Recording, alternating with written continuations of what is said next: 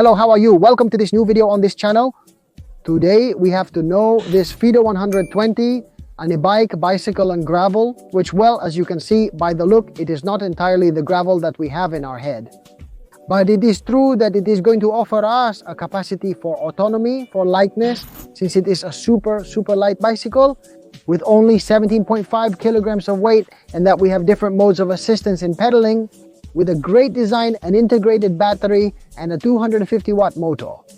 Let's get to know it, test it in different scenarios, and see how this FIIDO 21 behaves. Before we dive in, let's briefly discuss FIIDO. This brand has established itself in the electric bicycle market thanks to its commitment to mobility, and it has grown a lot lately because they have focused on design, functionality, and accessibility. And if you like this type of content, don't forget to leave your like, subscribe, and activate the bell so you don't miss any of our upcoming reviews. Now, let's go with the unboxing to see what it brought. Inside the box, we see a quite simple box. And when we open it, we find everything very well fitted, very well protected, and packed by FIIDO. A box with all the necessary accessories, all the complements to be able to put the mudguards, the keys, and the basic tools. User manual detachable pedals. The 36-volt charger at 2 amps for its 208 watt-hour battery. The user manual is not very well specified, but, well, having a bit of skill and being a bit handy, it will take you between half an hour and 45 minutes to get it fully prepared. At first glance, the bike feels solid, well built, so let's take a closer look at its design and materials. Well, we've assembled the bike, now let's start talking about it. Firstly, about its dimensions, and this 121 would come with 3 size variants.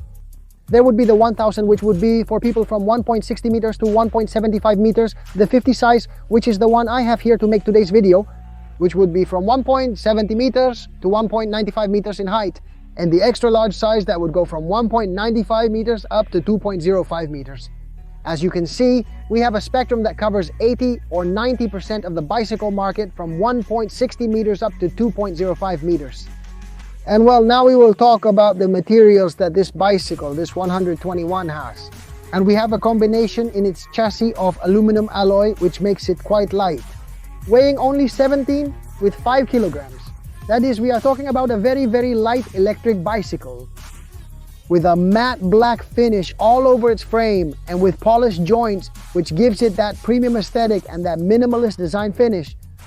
The rest of the bicycle, as you can see, both forks and rims, as well as mudguards, saddle and handlebars, would also have this black color. The battery will be incorporated into the frame, a 208 watt-hour consumption battery, a battery that we won't be able to remove at first glance. We would have access from the bottom though. Down here there is a small cover through which we could remove the battery in case of a breakdown, for maintenance, or if we want to put in a separate battery. We would have here 2 little holes to be able to power this bike even more and have a greater autonomy. At the base of the chassis we would find the power button, and on the side we would find the access to directly charge the bike with the cable and the transformer. This bike is considered an e-gravel bike, but not entirely as we might imagine, since it is a bike designed more for the city, for urbanites, rather than for the countryside. It is not an all-terrain bike as such, since we do not have the front forks, any type of suspension, nor in the frame either. As you can see, a flat fork that maintains that aggressive and minimalist aesthetic. And this bike comes with Kenda wheels, 700 by 40, as you can see, the rims are black, but the tire has a band of another color, like beige brown, to give it that aggressive urban touch. These are quite thin wheels. Remember that in the assembly, I have not said it, but it is necessary that we inflate them, as they come with low pressure. And it's good that we keep this in mind before getting on the bike, that we need to put pressure on both the front and rear wheel. As you can see, these wheels are thin and, well, they come with studs which allow us to go on paths that are not too rough or on green tracks, some small trails, but it's not designed for the mountain like a downhill bike, not at all. On the tires, as I was telling you, in black color with the spokes also in black. We will have the 2 catalytic converters, the front and the rear, and hydraulic brakes, both front and rear from the Tektro brand, which honestly work quite well and make the bike able to stop abruptly without any kind of problem. I have other shots of the bike without mudguards, but I've put them on in this video so you can see the finish Aesthetically speaking, I don't know if you're seeing the other shots I've recorded, and it gives it that touch of a leisure bike, but with that aggressiveness of a road bike. In the gear shift, we will have an L2 RS transmission. It's a transmission that is not a very well-known name, but it is true that many brands mount it. And well, we will have a pretty good balance. Since it comes with 9 gears, it comes with a crab that is really very smooth. The change, and it makes us hardly notice it, nor does it sound strange or anything. And a plate of, I think there are 50 sprockets, what I could count, a pretty big plate. It's a bike that obviously, to climb hills unaided, well, we don't have balance, not very powerful either, and we'll have to pedal. But, well, in general, it makes it have a pretty good compensation, both in terms of sprocket and gear. In the rear wheel, we find the only motor it has, a 250 watt motor, which is nothing out of this world. It's not a super powerful motor, as we are used to other Ebikes of 700, 500, 450 watts, but it's a motor more than enough for the weight. If I had to choose between weight, power, and autonomy, since this bicycle could reach almost 100 kilometers, according to the manufacturer, I would especially choose the weight. So we would have a lighter bicycle with a slightly smaller motor, but that is going to offer us. The truth is that it has quite a push, and in pedaling, it offers us very smooth assistance. Now we move on to the handlebar. A flat handlebar that makes us have and bet on a slightly more relaxed posture. This type of handlebars, some rubber grips that are quite pleasant and grip very well to the hand, and some black levers that go in tune with the rest of the bicycle. On the left side, we find a button panel with 4 buttons where we will have the light switch, the mode change, the horn, and access to the menu. On the right handle, we find the gear shift, the L2 shift, as I mentioned, which for me is not entirely comfortable since I am used to pushing one gear and with the trigger do the next one, and these would be the 2 to push. It's accessible, but for me it's not entirely comfortable. And well, the bell accessory, which I have also put on, although we will have a digital bell, an electronic bell. On the front, since we are here on the handlebars, I show you how to ascend the bicycle. Here we will have the lights, some lights that truthfully can be seen quite well at night. Adjustable in tilt, we have here one to be able to adjust it with a small key, and we also have a reflector in front. And in the same place we find the display, a very well integrated display, a full color screen, where we also have 4 buttons, the mode button, the power button, and the up and down buttons to switch between the different assistance modes. A high quality bicycle with excellent craftsmanship and premium materials. Despite being a Chinese bicycle, it doesn't give off that low-cost bicycle look. Since it has a considerable price and generally has an aggressive look, a touring bicycle that goes unnoticed. But at the same time, no, I don't know, it's a style that has caught my attention quite a bit. Now that we've discussed the bicycle's design, size, and finish materials, let's delve into its features for a more comprehensive understanding. And meanwhile, we'll be showing some images of the tests we have done with it. As I mentioned earlier, it has a 250 watt brushless motor, which provides us with that efficient and silent assistance. It has a torque sensor in its pedals, which will automatically measure the amount of energy it has to put into the bicycle. That honestly is very good, as it will intelligently assist us with each pedal stroke, and need we have. It depends on the terrain and condition. As I was saying, on the display on its 2.4-inch screen, we can see the speed. And this bicycle is within the legal limits in Spain as its pedaling assistance. Its engine will not take us above 25 kilometers per hour. Beyond that speed, it will have to be pure leg power.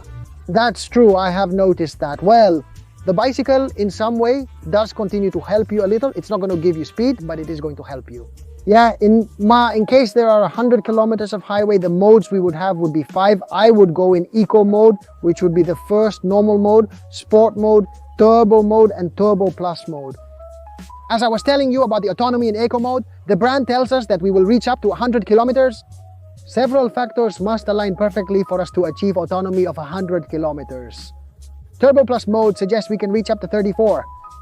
Me testing it, pushing it a little bit, going up levels, hills, changing modes. I've managed to ride about 28 to 18.64 miles max, pushing the bike to its limit until it needed charging. I estimate that in eco mode, it can go 60 to 70 kilometers easily.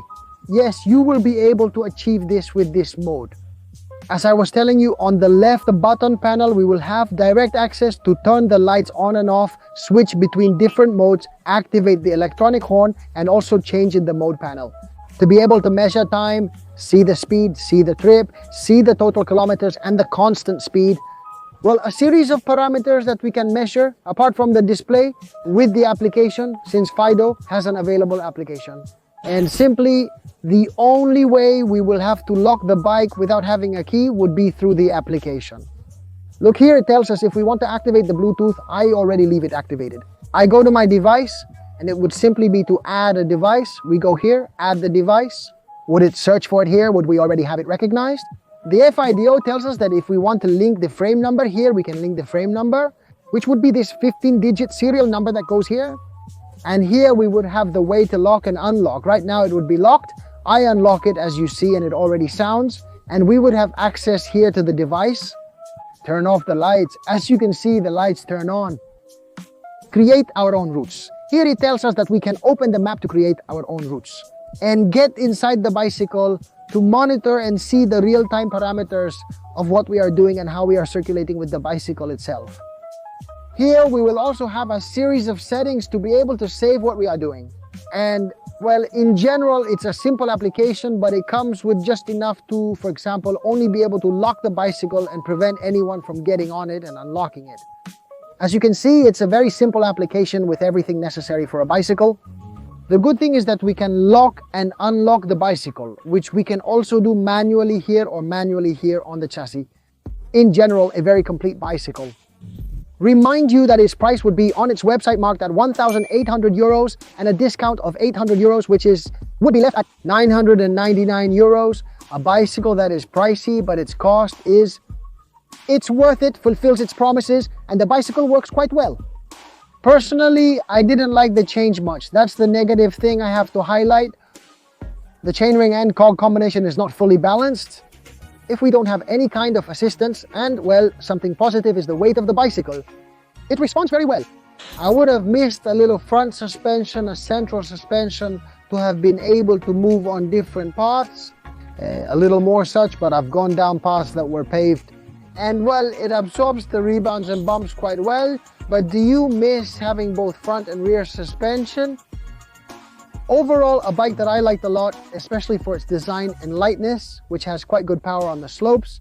I easily reached 15.5 miles in turbo mode without any issues. And then, in the rest of the scenarios, it also behaves quite well. In summary, a very good and highly recommended bike. Well, these have been my personal conclusions about this FIIDO 121, a bike that I quite like for various reasons. As I've mentioned, I want to read your comments about what you think of its design, how you've seen it, and how you could also use it. Any little thing, any question you have, I'll read in the comments, as always. Thanks for watching. If you enjoyed, please like, subscribe, and turn on notifications. And see you in the next episode of Tech Ground. See you later.